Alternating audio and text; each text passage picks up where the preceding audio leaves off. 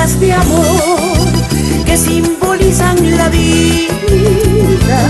Son 5 letras divinas para un amor sacrosanto, incomparable, inolvidable. Es el amor de mi madre.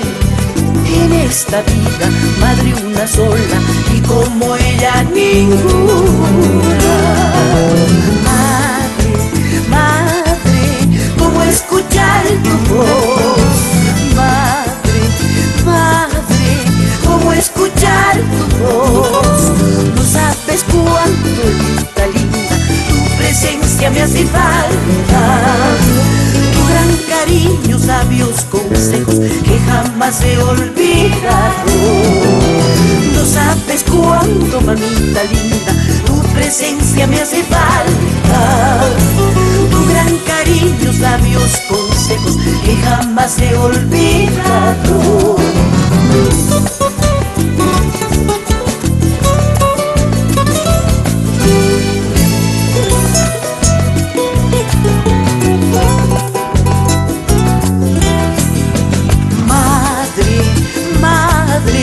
¿Cómo escuchar tu voz? Madre, madre, ¿cómo escuchar tu voz?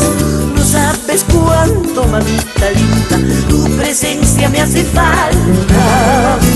Tu gran cariño, sabios consejos que jamás he olvidado. Ahora no tengo ni quien me diga, hijita, ¿qué está pasando? Porque estás triste, porque has llorado, estrechándome en sus brazos. Estoy llorando por tu presencia, que tanta falta me hace. Eres mi guía, luz que ilumina esta dura existencia. Estoy llorando por tu presencia, que tanta falta me hace. Eres mi guía, luz que ilumina esta dura existencia.